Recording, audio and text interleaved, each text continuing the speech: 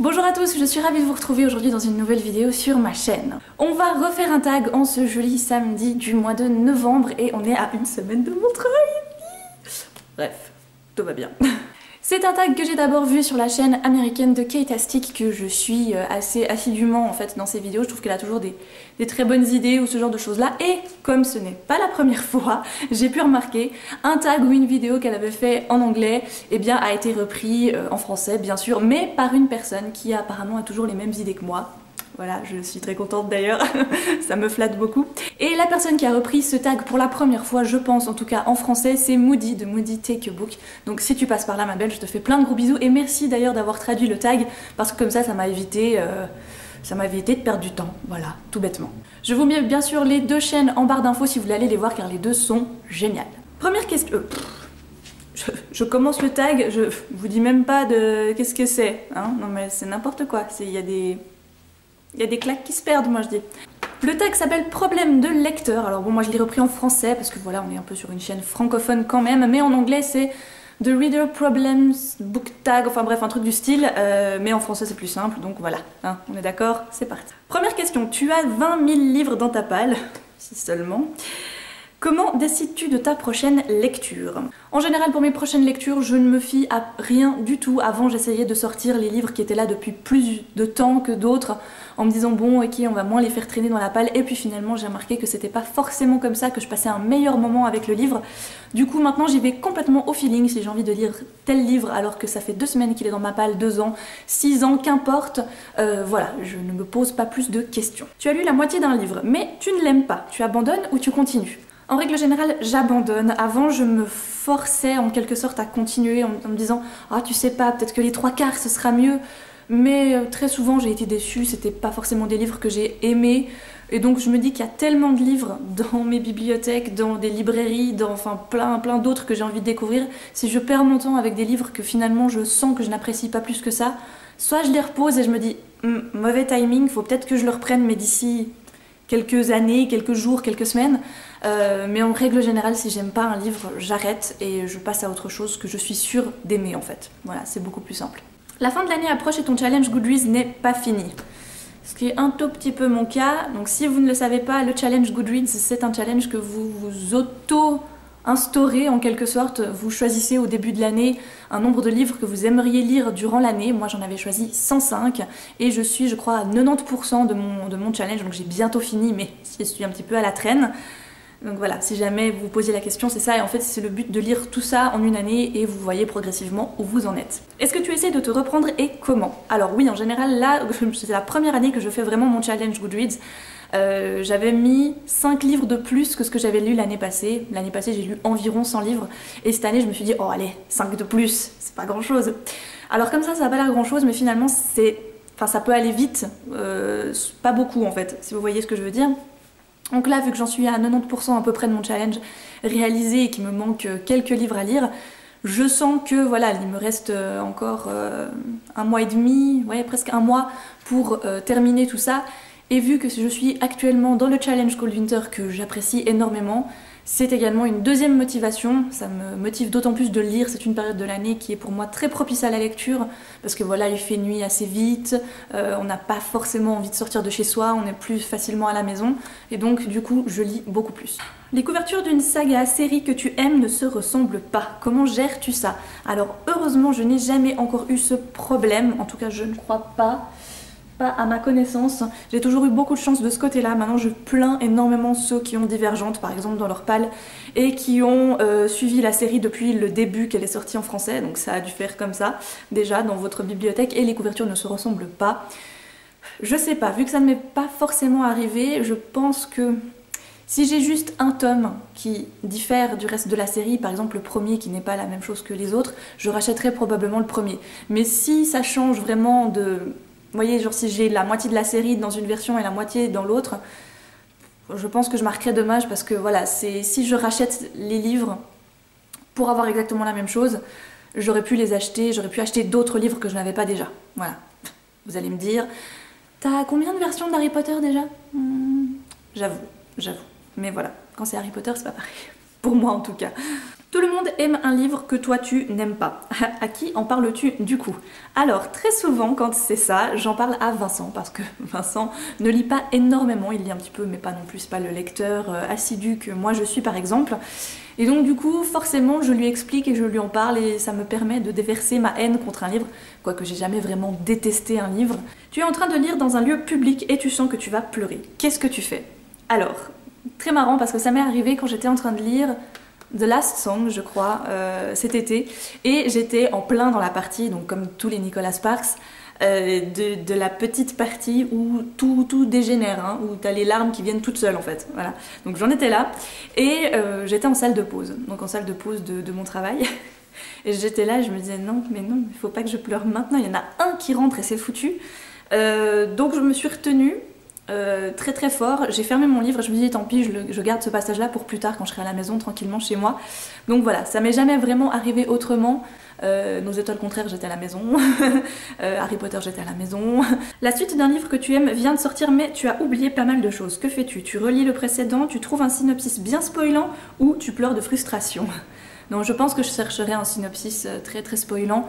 Parce que voilà, c'est à ça que ça sert, hein. Il y en a un très connu en anglais et heureusement on a un blog comme ça qui vient d'ouvrir également en français. Je trouve que c'est plutôt pratique pour les gens qui, comme vous et moi en général, on lit beaucoup de séries.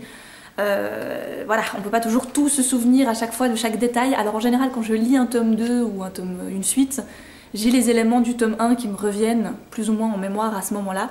Mais c'est vrai que ça m'est arrivé de commencer des tomes 2 où je ne savais plus trop de quoi parlait le tome 1, mais j'ai quand même compris finalement. Oui, oui. Tu ne veux pas prêter tes livres, comment dis-tu non gentiment si on te pose la question? Alors je ne suis pas comme ça, non, je prête très régulièrement mes livres, en même temps j'ai pas énormément d'amis qui lisent, voilà, ou alors c'est Vincent et donc du coup il est dans la même maison que moi donc ça va, ou alors c'est ma mère et je lui fais confiance. J'ai prêté pas mal de livres à une collègue qui lit aussi beaucoup, et j'ai jamais eu de soucis, donc voilà, je vois pas pourquoi je prêterais pas. Par contre, il y a une chose que j'aime pas, c'est prêter mes livres que je n'ai pas encore lus. Je peux pas. Si j'ai lu un livre, il n'y a pas de problème, mais si je l'ai pas encore lu et qu'il est dans ma palle, non, désolée. D'ailleurs, ma mère attend toujours le tome 2 de Miss Peregrine. Désolée, j'y arrive, je vais le lire là, tout soudainement, promis maman. Mais si je devais dire non à quelqu'un gentiment, je dirais que je l'ai pas encore lu. Non, ça joue pas. Je sais pas, qu'est-ce que je lui dirais? C'est compliqué parce que je veux pas être méchante, mais clairement je dirais écoute, désolée je prête pas mes livres. Va à la bibliothèque, c'est gratuit, ou presque. Non, c'est vrai que je pense que je lui dirais clairement non, désolée mais je prête pas mes livres. Voilà, il y a des gens qui prêtent pas leurs CD, leurs DVD, bizarrement on leur en veut pas, hein. Ok, d'accord, non, je comprends. Les livres pour moi c'est pareil, faut comprendre. Tu as choisi et reposé 5 livres le mois passé, comment gères-tu ta panne livresque? Je me tourne automatiquement vers des livres que je sais d'emblée qui vont me plaire. Je sais pas si vous avez ça, mais moi j'ai des livres comme ça dans ma palle. Même avant de les commencer, je sais pas, ils ont une espèce d'aura comme ça qui les englobe complètement. Je me dis ça va me plaire, donc je ne risque rien avec ça. Ou alors je relis un livre que j'ai adoré, voilà, je pense que je pourrais facilement relire un Harry Potter par exemple, et me dire ah bah là du coup ça va mieux. Ça va revenir, vous voyez, je pense que je gérerais ça comme ça. En même temps, j'ai jamais eu de très très grande panne livresque. Ça m'est jamais vraiment arrivé. De tomber sur des daubes, oui, comme tout le monde je pense, mais jamais, je pense pas autant d'affilée. J'aimerais pas que ça m'arrive d'ailleurs, tiens. Ce serait pas cool ça. Non, j'aime pas du tout. Personne n'aime ça. Moi j'adore lire des livres qui me plaisent pas. Je trouve ça bien, enrichissant, tout, trop bien. Non, personne n'aime ça. Il y a tellement de nouveaux livres que tu rêves d'acheter. Combien en achètes-tu réellement? Alors, j'ai l'avantage au travail, heureusement, mon Dieu, béni soit mon porte-monnaie, de pouvoir emprunter les livres nouveaux que nous avons en grande quantité. Je peux les emprunter 2 semaines. Donc c'est avantageux parce que ça m'évite de débourser. Et des fois, il y a des livres, je suis contente de juste les avoir empruntés et pas les avoir achetés finalement parce que voilà, je les rends au magasin et je me dis non, finalement je vais pas l'acheter. Il y en a d'autres par contre que j'achète. J'ai tellement adoré que il me le faut. Souvent ce que je fais, c'est que j'en achète un, par exemple si on a 5 dans un mois qui sortent et que je me dis ah trop bien, j'en achète 1 ou 2 qui me font vraiment genre c'est la top de la liste. Les autres je les mets dans ma wishlist et en général plus ils patientent dans ma wishlist, et tout d'un coup l'envie de les lire se dissipe également. Alors je dis pas que c'est une bonne chose mais c'en est pas une mauvaise non plus parce que du coup ça permet de voir quels livres on aurait vraiment voulu acheter, et après il y a des livres que je mets dans ma wishlist qui restent et que je me dis oui ceux-là je les veux vraiment. Donc sur 5 livres de nouveautés qui me font vraiment envie, je pense que j'en achète 1 ou 2 dans le mois. Après ça peut varier hein, bien sûr. Après les avoir achetés, combien de temps reste-t-il dans ta palle avant que tu ne les lises? Alors ça c'est complètement aléatoire. Je ne sais pas, j'ai énormément de livres dans ma palle, moins que certains quand même, hein, parce que alors certaines, je vous vois à travers mon écran, j'ai vos visages bien imprégnés dans ma rétine. C'est une horreur, je sais pas comment elles font. Alors moi, on m'a critiqué à une époque parce que j'avais, j'ai toujours d'ailleurs 100 livres dans ma palle, on disait « Oh mais quelle horreur !» Il y avait eu un gros débat là-dessus sur Livre Addict, à combien s'élevait votre palle, où chacun donnait son nombre actuel de livres dans sa palle. Et il y avait vraiment des gens qui étaient anti-palle, qui ne comprenaient pas cet état d'esprit. Je sais pas, moi j'ai pas d'avis particulier sur la question, moi j'aime avoir ma palle parce que j'aime pouvoir me poser devant si tout d'un coup un dimanche après-midi je finis un livre et que j'ai envie d'en commencer un autre, j'ai envie de pouvoir me poser devant et de me dire bon je vais lire ça ou ça. Voilà, je vis dans un pays où les magasins sont fermés le dimanche, hein. C'est à 4h chez nous le samedi après-midi, c'est fini, tu attendras lundi matin. Et j'aimerais pas me retrouver en panne un dimanche matin en me disant oh bah non tranquille je vais le finir samedi dimanche soir. Et en fait non, ça serait pas possible pour moi, ça va pas ou quoi. Donc j'aime avoir cet esprit de pouvoir me poser devant, choisir ce que j'ai envie, qu'importe. Et par contre il y a les gens justement qui sont totalement contre, qui ne comprennent pas pourquoi on a des palles, ça ne sert à rien, quand on lit un livre ensuite on le pose, on va en acheter un autre. En gros leur palle à eux c'est la librairie. Je trouve ça tout à fait normal, bien sûr c'est correct, mais comme je vous dis, moi je supporterais pas de finir mon livre un dimanche après-midi, d'avoir rien sous la main. Voilà, donc oui j'ai une palle de 100 livres, ce qui est plutôt très raisonnable comparé à certains et certaines. Ensuite quand j'achète un livre, il peut être soit lu dans les 2 semaines qui suivent, soit il attend 2-3 ans, voilà. Mais des fois il y a des livres comme ça, je les achète, sur le moment ils me font très envie. Finalement je les laisse attendre, il y a tout d'un coup l'année suivante j'ai pas envie de les lire, ils font pas partie de mon engouement livresque, mais dans une année ou deux, ce sera comme le premier jour, j'aurai envie de les lire, voilà, c'est très aléatoire en fait. Voilà pour ce petit tag de problème de lecteur. Je pense que vous qui regardez cette vidéo, vous êtes donc forcément un petit peu fan de lecture et donc vous rencontrez probablement également ce genre de petits soucis du quotidien.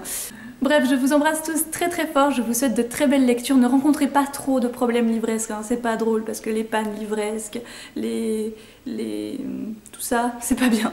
D'accord? Bref. Prenez grand soin de vous, lisez bien, lisez très très bien. Je vous embrasse très très fort.